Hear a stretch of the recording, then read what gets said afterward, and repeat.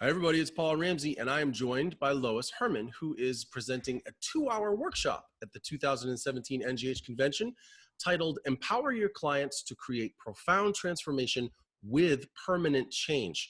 It's going to be on August 11th at 4 p.m. How are you, Lois? I'm great. Thank you for doing this, Paul. Oh, it's my pleasure. Hey, we've never met before. No? Turns out we're in the same state, and I didn't Yes. even know it. Tell me, how did you get into hypnotism? I got into hypnotism 25 years ago, believe it or not.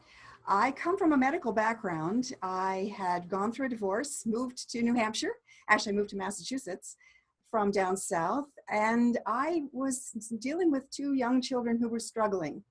My son was having night terrors and massive migraines, and my daughter was seeing a woman who would come and speak to her at night.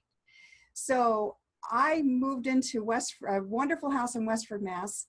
Didn't know anybody. Speaking to my neighbor, she says, "Oh my gosh, you need to talk with a lady who lives across the street from you. She's an amazing healer."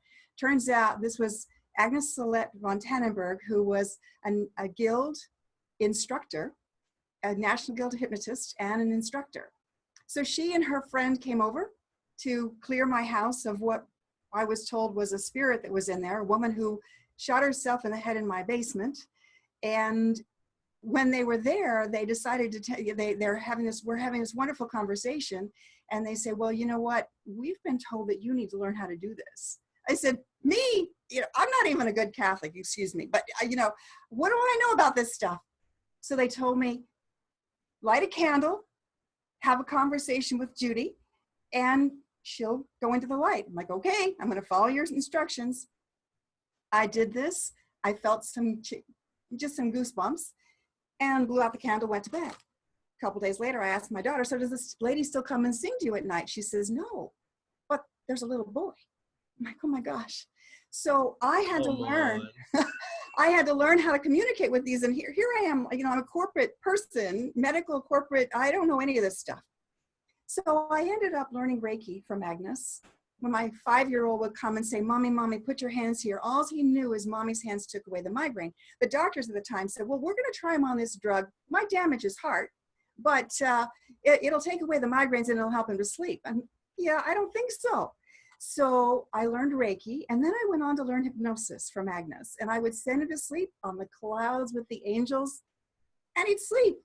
So I'm working for Hewlett Packard. It's now Philips Medical in Andover at the time as a corporate designer, systems designer, and corporate trainer. And my peers would say, "Oh, I've been biting my nails," or "I got to get on a plane. I'm scared to death." And I was offering, "You want to learn this cool stuff you want to try this cool stuff I've been learning?" I was scheduling conference rooms at lunch. And I was so blown away by how well it worked that I knew one day I would do this full time. And here I am some years later, have a thriving practice and love what I do, That helping is people to awesome. transform their lives. That is so So, great. Ah, yeah. that's cool. So, wow. Okay. So, so then I'm thinking, all right. So, how do we get from there to this topic? Why, of all the things you could probably have talked about, because already in just that short story, a lot of diverse experiences there. Yes. Why this topic for the 2-hour workshop? What happened was I really was fascinated because of this whole spirit stuff. I became very fascinated in past lives and in all things metaphysical, studied under some amazing hypnotists, Henry Low Bolduc, Marilyn Gordon, Albert Marotta. And what I have found is a large percentage of what people perceive our past lives are truly spirits around the person. And if we as hypnotists can help clear the spirits, then all of those other techniques that we know how to use work so effectively. It's amazing. I had a private practice some years ago, and I just loved what I was doing and just giving it away, and I couldn't put food on the table. You've heard this story many times, right? All these people who say, "Yeah, I'm just a hypno junkie, but I don't, I sort of dabble in it." And that's what I was doing. I tried to make a living at it. I couldn't do that. So about 5 years ago, when I retired from my corporate position, I decided I really want to do this the right way.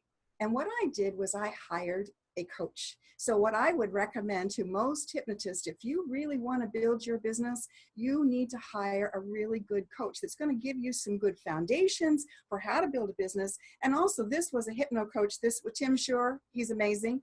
And if I have a client that I didn't quite know how to deal with, I could pick up the phone and he'd say, have you tried this? Have you tried this? So he helped not only coach me for my business, but also for my clients. But Tim, and he would be right here telling you, he would say, don't tell anybody you do the spirit stuff. I only advertised weight, smoking, and stress. And a huge percentage of my clients would show up and say, well, there's this part of me. Well, I would never tell anybody else this, but I see this or I sense this. And I have learned unique ways of how to help people to clear their grandmother who's sitting still around them saying, you need to eat, you need to eat. Or their brother who died of lung cancer who still wants to have a smoke. So when we clear the path of these spirits, then the client gets better so much faster. And it's amazing. I have many years of doing this on the side and many years of doing this in full practice, thousands of cases. And it is amazing. It is permanent transformation. And I really feel a need to come out of the closet and tell people, you know, corporate exec kind of person that I am a spirit whisperer. And I don't see them myself. I am the logician. I am the question asker, as any hypnotist would be. But clients have the ability when they go into trance to tap into that other world, their wise mind. Whatever their belief system is, it does not matter to me. We could even define it as a metaphor. Right. But it shifts, and it is profound. And I really feel compelled to share this with other hypnotists to give them another tool in their arsenal to break through resistance at a truly meaningful root level. And then all those other wonderful tools and techniques that we have work beautifully. Right. Cool. It is cool. So let's go a little bit deeper into that, because I so far everything you're saying is great and you're very articulate. Thank you. When you think about the actual content of your workshop, yes, the things you're going to help people learn how to do, the content you're going to share with them, the things they're going to know, how will spending that 2 hours from you bring value to their practice of hypnotism? I will be actually giving them an overview of what I do. And I will be doing a demonstration so that they will actually see that hands-on. Somebody in the group will say, yeah, you know what, I've had some experiences and I'm going to take a volunteer and demonstrate for them. I use standard element inductions. There's nothing fancy about what I do. I use standard hypnosis techniques and have developed, again, based on amazing people who've trained me, ways to succinctly identify, clear, and help both the spirit and my client. So I'm going to be giving them tools that they can use. I am also, just so that you know, I am also developing or have developed a 4-day intense training program for anybody who really wants to take this seriously, a true hands-on training program that I'm planning, and I'm excited about giving this didactic-based training, complete with a workbook, complete with if this, then that, actual hands-on exercises that they can use, because I really feel compelled that we need to help the client and their passed over loved ones or the spirits that are around them. Okay. All right. If people want to learn more about you, what's a good way for them to do that? My website, loishermann.com, Hermann with 2 N's, loishermann.com. I have a website, I do a monthly blog, and I have a book that I've published on the spirits of Amoskeag. One of the pivotal things that happened with me that caused me to kind of come out of the closet and talk about this, because I've been under the radar for 25 years now, I was hired about 10 years ago, actually 13 years ago now, to investigate the deaths at an assisted living facility outside of Manchester, New Hampshire. And it was the deaths of the employees' family members. Now, in a 2-year period, 40 employees attended 10 funerals of their family members. And they're thinking, none of the elderly had died. What the flip is going on here? Yeah. So they hired me because they knew I did this hypnosis-based spiritual work. And sure enough, the woman who hired me goes into trance. There were over 300 spirits trying to get their attention because they were excavating and they wanted their bodies found.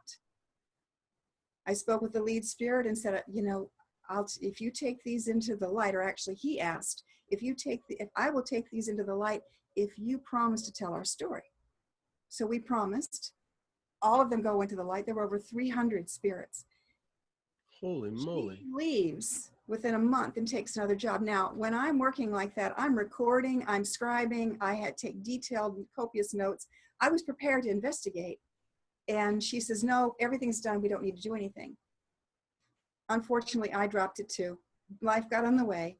Fast forward 3 years ago, I met this gentleman at a networking meeting, and he wanted me to help him. He could not afford my full rate. So he says, Lois, I really want to help you.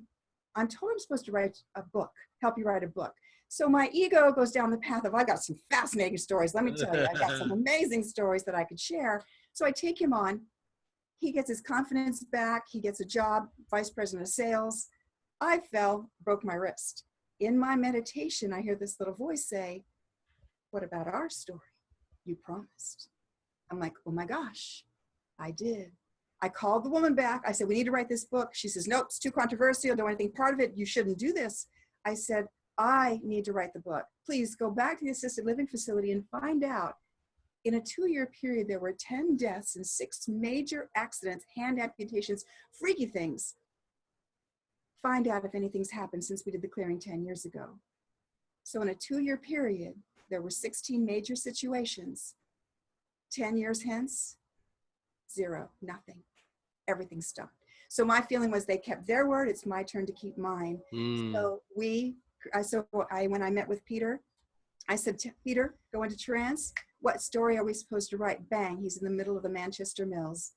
And it's their story, truly. That's the backstory. The story is of the children that worked in the mills and how they were killed if they were injured.